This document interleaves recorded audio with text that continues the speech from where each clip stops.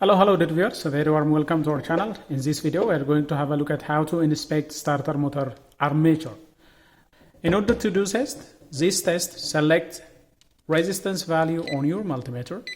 If it is not an auto selector type, this is an auto range type. If it is not an auto range type, select the lowest resistance value. And the first thing you can do is test continuity between neighboring commutator segments. That is one test. The value really doesn't matter, but it has to be nearly the same. And make sure that you polish the commutator segment before testing. Otherwise, if it is dirty, that might give you false reading. Now, let's go ahead and do the neighboring resistance test. All you have to do is check off the resistance value between adjacent commutator segments. The reading should be nearly the same. This one is reading 0.4. Turn it a little. 0.4.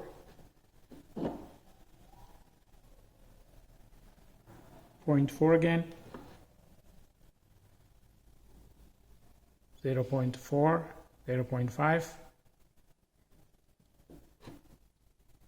Do this test for every commutator segment and make sure that the reading is consistent.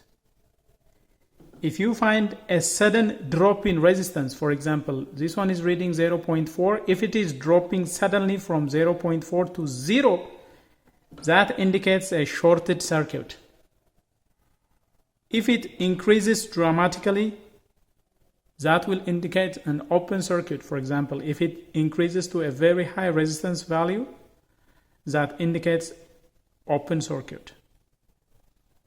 So this commutator segment, as far as the adjacent test, it is very nice. Almost all are reading 0.4 ohm. So make sure that you cover the entire commutator segment. The second test is the 180-degree test. In this test, you will be measuring resistance value of 180-degree opposite commutator segments.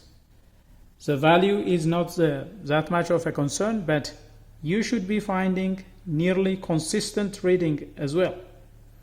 So for this test, you can even put it upright and measure resistance value at 180-degree opposite.